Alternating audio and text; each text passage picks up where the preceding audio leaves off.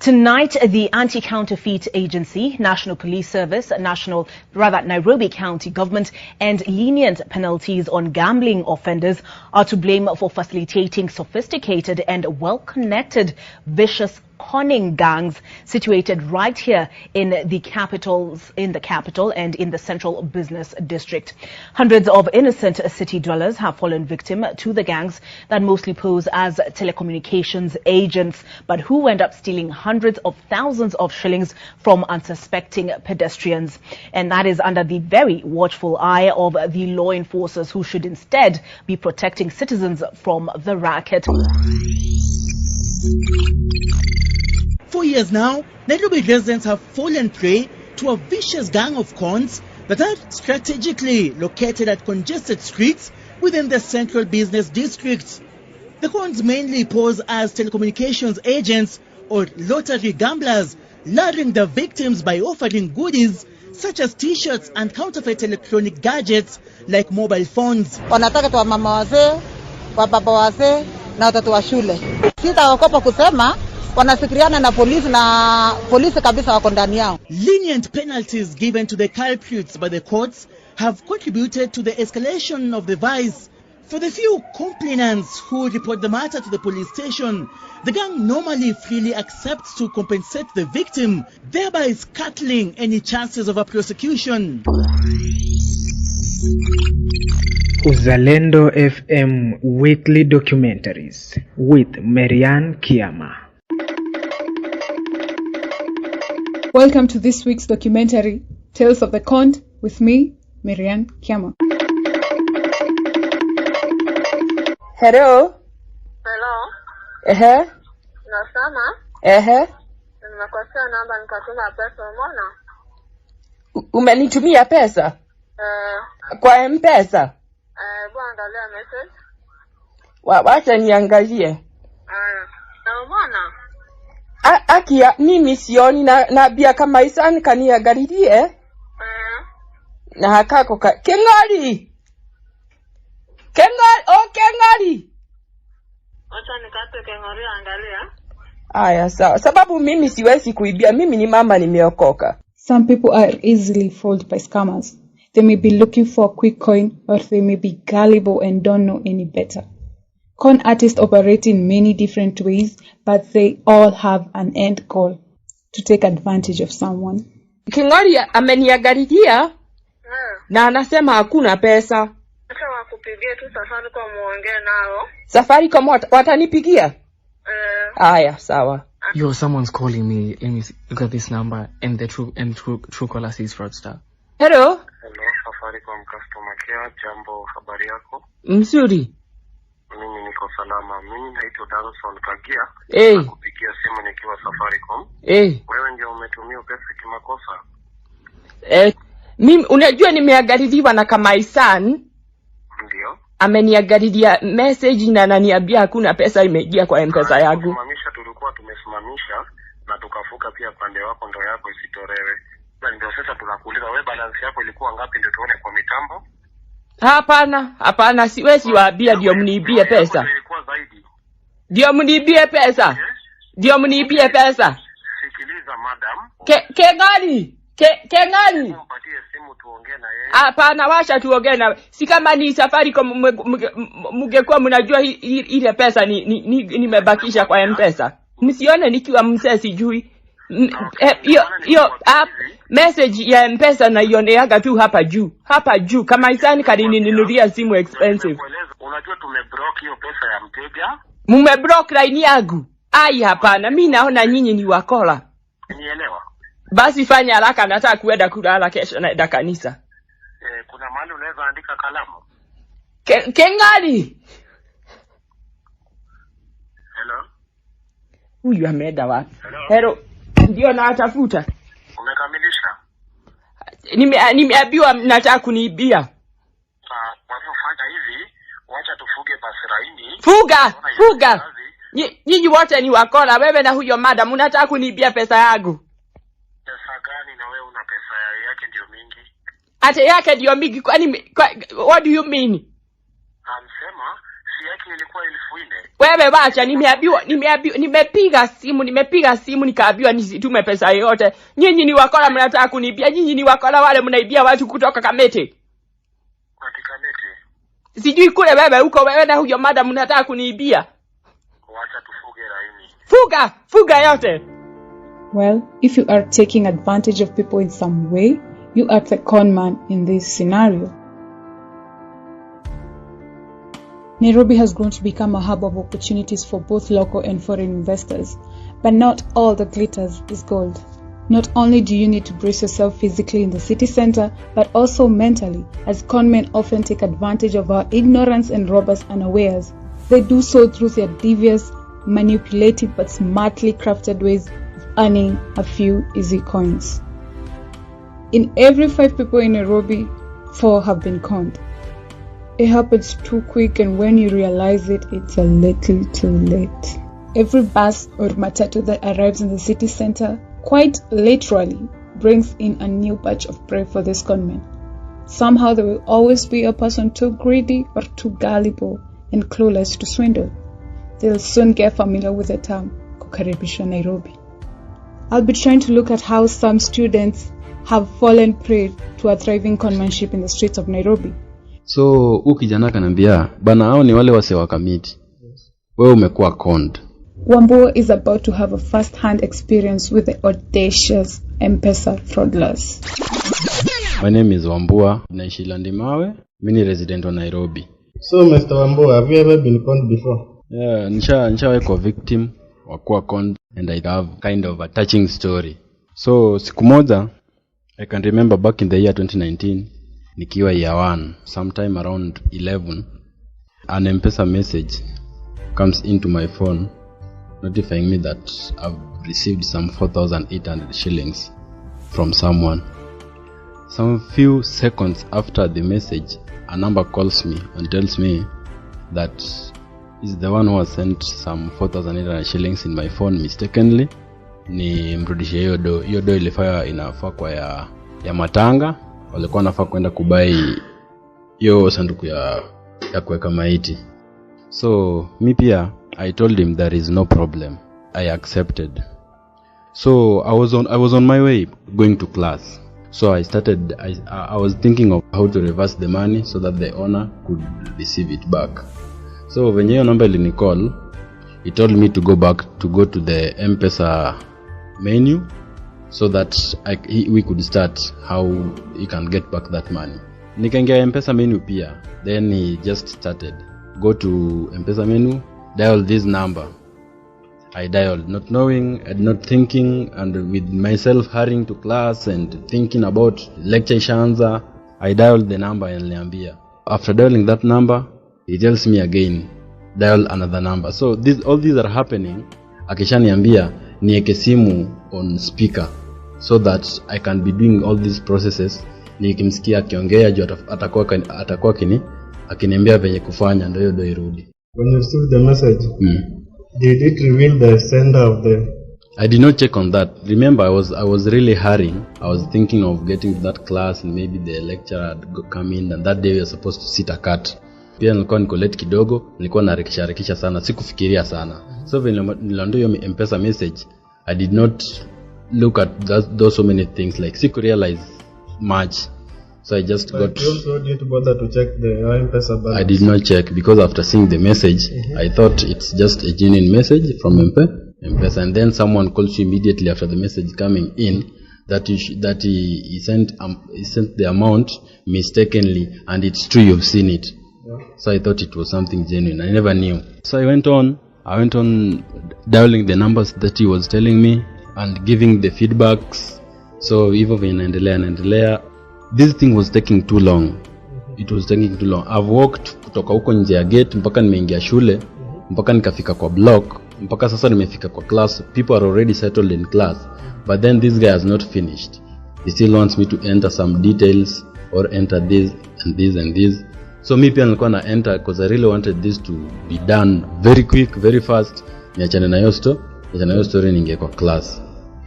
So ilifika point ingine nilikuwa nimemaliza kwenda hizo vitu. So hadi kuna point hadi nilipanic. Nikamuuliza, bro, kwani why is it taking that much long? Akaniambia ati sisi ni watu wa Safaricom, and at the moment that mtu amekutumia do mistakenly and you are willing to help, you are having a good heart mtu kama wewe, just be patient. You shouldn't be complaining. Just be patient. Your do, then your story ishe. Mambo ishie tu hapo. So mimi pia nikaendelea ku handle hizo vitu. Even alikuwa ananiambia there's nothing I was doing alone. Everything was being directed. Alikuwa ananishow fanya hivi, mimi pia nikifanya. Fanya hivi, mimi nikifanya. So at the end of it all, iliisha. Akaniambia there is a problem arising. So I want you, uko wapi kwanza? Umesema ushafika kwa shule? Nikamwambia mimi niko kwa shule, hata nafaa kuwa naingia class. Oh, okay. So is there anyone around you? There were so many people around me. Some other students moving to some other classes. Yeah, so mimi pia nikamwambia there is someone around me here. Hata hebu niongee na yeye. Nikampea simu. Akaanza kuongea na yeye. Kumpea simu, you remember it's on speaker. I'm hearing him speaking to the other guy, and he's telling him that some money had got into my phone that was sent to my phone mistakenly by him, and he was trying to help retrieve the money back, but kuna kashida kana arise hapa, unaweza tusaidia? Are you willing? Ati yes, naweza wasaidia tu, haina shida. So are you having akamuuliza, are you having a smartphone ama uko na ile simu ndogo? Akasema niko na smartphone. Ati okay, can you go to your M-Pesa menu? Kijana akatoa simu yake akaingia M-Pesa menu. Akaanza kuambiwa go to this and this tool and type this letter or this number. Kijana akapanic. Kupanic akamuuliza huyo mse, huyo nani? Then he again confirmed that is a Safaricom agent, and he's been trying to process the money that entered into someone's phone mistakenly, and then there is a problem that is arising, but then they need another third party to help in retrieving this money. Safaricom always calls with two numbers, both ending with 000. So this number, was it having the same digits or it was just another? Hata mimi akili yangu hata haikukujia. Remember, I was in a situation of rushing to class to sit that cat. I'm late, nini. The message is there, and the sender is pressurizing you some kind of. Sasa huwezi hata fikiria vitu mingi, like those are some of the things that I really pity. Hata zikuja kwa mind yangu. So ule kijana alipanic. Kupanic akakata simu. Kukata simu, huo mtu hiyo namba ikapiga immediately again. Akamuuliza, who are you? Then they explained he's an M-Pesa agent. Ku-explain, akakata tena. Kukata tena, akaniuliza ati, my friend, what's happening? Mbona huyu jamaa ananiambia niingie kwa M-Pesa yangu? Kwani nini ishafanyika? Mimi nikamshow kenye imefanyika, like I tried to give him the background information of what had happened. So the moment nilikuwa naendelea kumexplainia, this guy was like, hey bro, uko sure? I don't think so. So akapiga ile namba tena. Kupiga ile namba, unfortunately the number, it does not even exist. Namba nyingine sasa hata exist. So I'm like, what's happening? So the call has to end there. My line is not working. Nothing is working. So kijana akaniambia, bana, hao ni wale wase wa kamiti. Wewe umekuwa conned.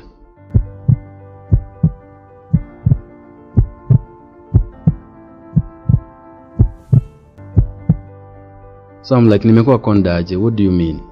I never, like, siko mean anything, hata sikujua anything. Still in disbelief, Wambua has been defrauded of all his money. He decides to take it up to the authorities and report his encounter to the police. Will he find the justice he seeks? So, kijana akaniambia nimekuwa conned, and the best thing that we need to do right now ni kwenda kwa polisi, tupige ripoti, tuwaambie kenye imefanyika. Si tukafika hapo Railways Police Station. Tukaripoti, tukaambiwa wakatuliza nataka wanisaidia aje. Nikamwambia mimi nataka tu watrack hiyo namba, wajue namba gani imeniko. Wakaniambia hapo Railways, nikamwambia hapo hakuna equipment. So wakanipea note ya kwenda kuchukua abstract, wakaniambia niende vigilance house. So kwenda vigilance house, the officer in charge of biometrics and IT nini hakuwa. So they told me to go to KICC.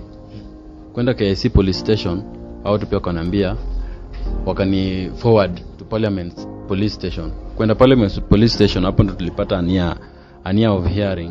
Tulipata afande fulani hapo akatuuliza nini lifanyika, and I tried to explain all that happened. Akanambia nimuonyeshe hiyo message ya hiyo pesa nilitumiwa. So I went into my inbox and nikamuonyesha message, and the first thing officer aliona, sasa wewe ni kijana mjinga ina gani? Unaona hata hii message ya M-Pesa umetumiwa na a number. M-Pesa ukitumwaga do inakujanga hapo juu na title ya M-Pesa. Sasa hiyo unaona it's just a number that has sent you this message. So I was like, afande hiyo message unaona vile nilikam, niliambiwa hapo chini at your line is blocked and it cannot work. So I was thinking of finding a way of this guy getting back his money, ndio hata kama line yangu inaendelea kuwakiwa. There were things that I needed to do with my line communications mingi sana. So they told us to write a statement there at the Parliament police station, of which we written. Tukishaandika hiyo statement tukaambiwa turudi after 2 weeks.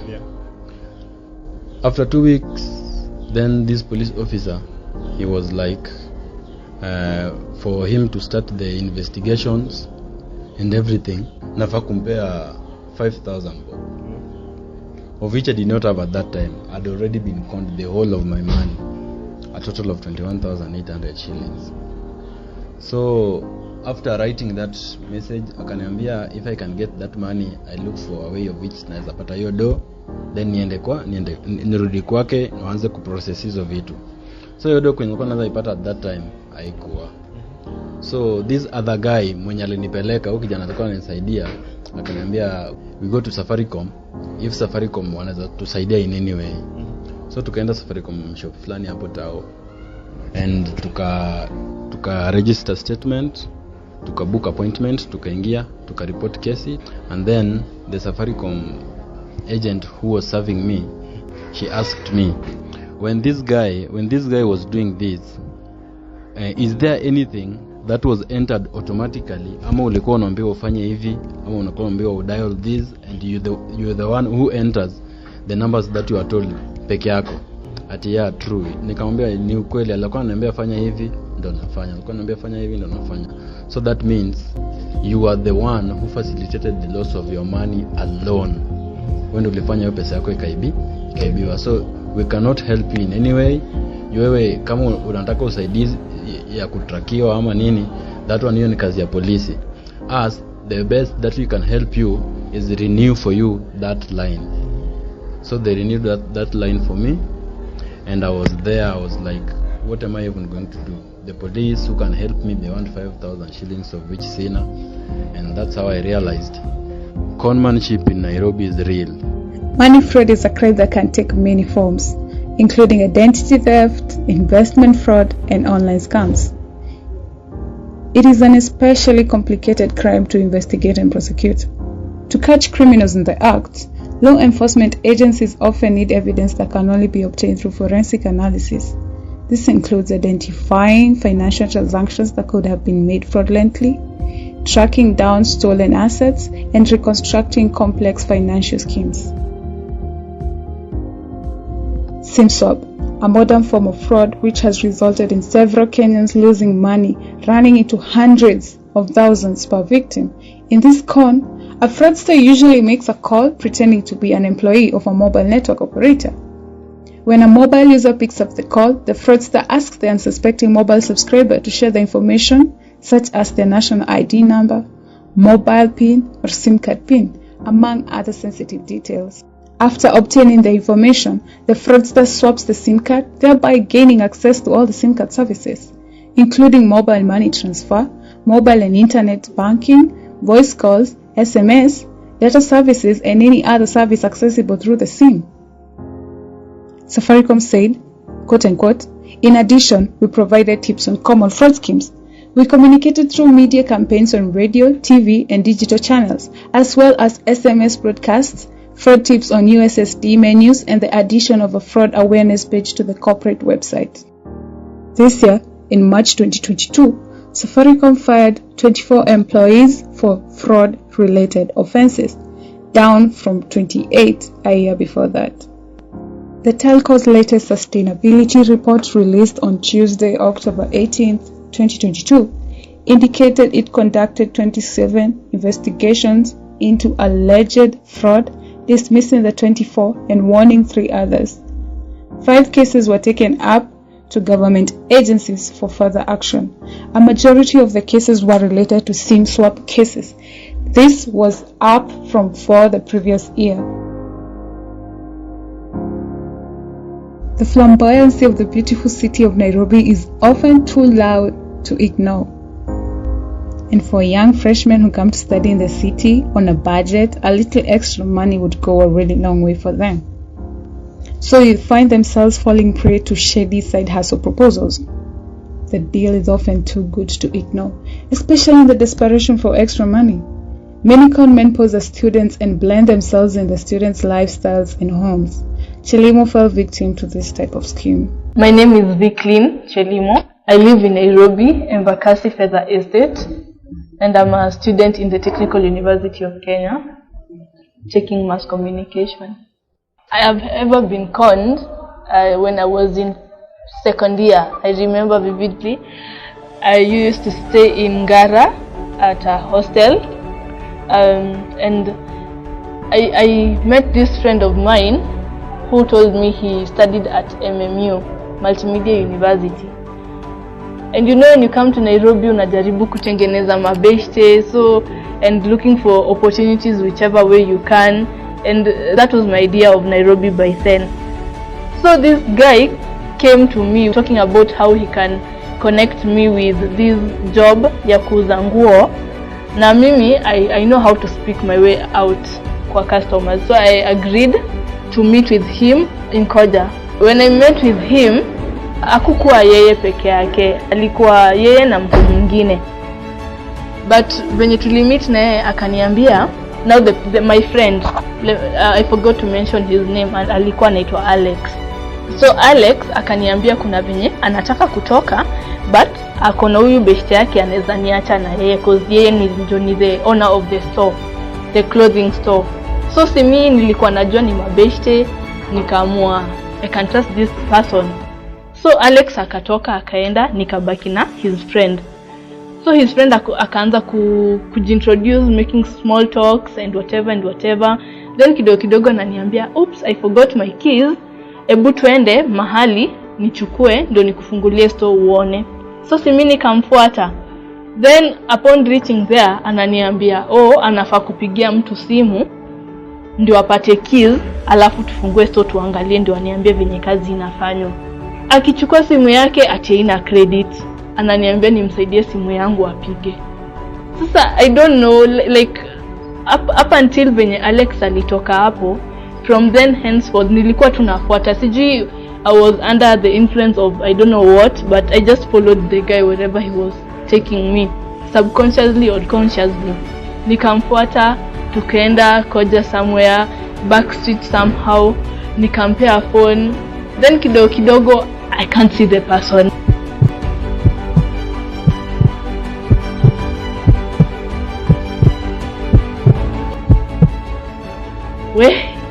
By the time I realized the person is gone, it's like 5 minutes.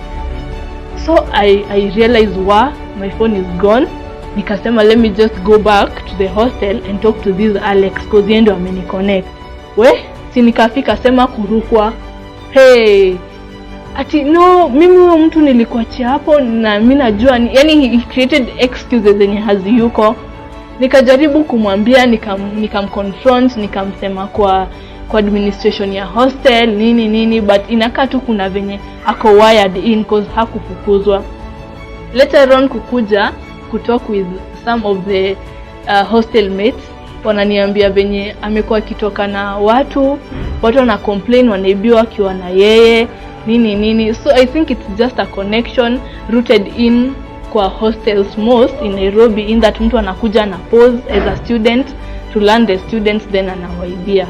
So that's how I got to lose my first phone in Nairobi.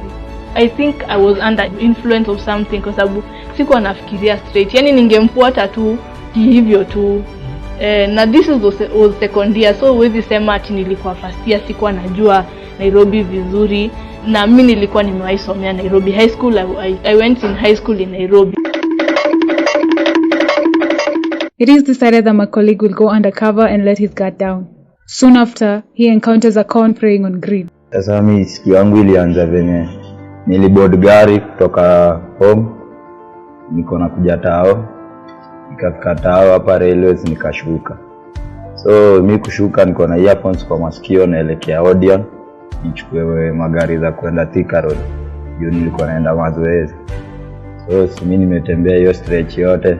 Ukatoa hapo Odeon, hapo tu chini ya building, nikabump kwa mzee ameinama.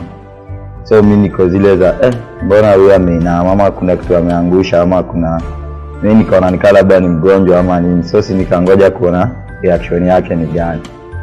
So mimi kuangalia hivi, so sinaangalia chini, naona nikana anaokota kitu. Okota kitu, mimi naangalia nini anaokota. So alikuwa ameokota like envelope nyingine tu ya brown, inaka juu kwa akili yangu hata mimi niliona ilikuwa inakanika iko na stacks za cash ndani. So si mimi nikaangalia, akainua in a way that kuangalia hivi hapo katikati ilikuwa transparent, and then ilikuwa like iko na ile bank slip fulani na kaya hiki hivi, and then iko visible imeandikwa 50,000. Nikam tu withdraw 50,000. So kuangalia juu pia ilikuwa na so note nyingine tu mpya ya so iko juu, ndo kukupatia hiyo impression ya ni kama hizo zenye ziko chini zinafuata ni do. So si mimi akili yangu iko tu hapo, niko like jamaa ameokota ganji. So si akainua akaangalia akaniangalia, akaniambia leo kuna kisma. Nikamwambia nya hapo naye basi umeangukia. Akaniambia ido tunafaa tugawane. So mimi niko zile za nafaa tugawane, huyu jamaa ako generous aje. Juu nilikuwa najua obviously anataka kuniingiza kwa hiyo ganji juu nikaa tumeiokota tukiwa watu wawili. Sasa akaniuliza unadai aje? Kuniuliza hiyo swali unadai aje? Mimi nikaona itakuwa poa tukigawana nusu, ndio? Mimi nichukue hiyo yenye nachukua, achukue yenye anachukua, kila mtu aende njia yake.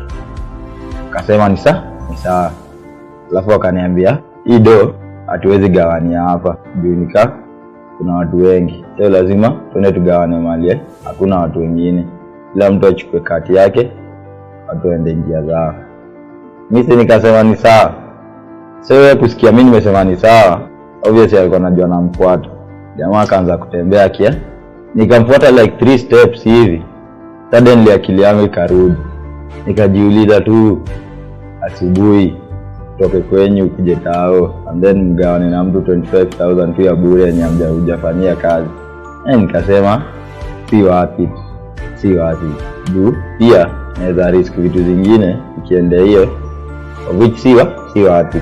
So yeye akitembea alikuwa anajua mimi namfuata. Na nilikuwa nishafika hapo Odeon.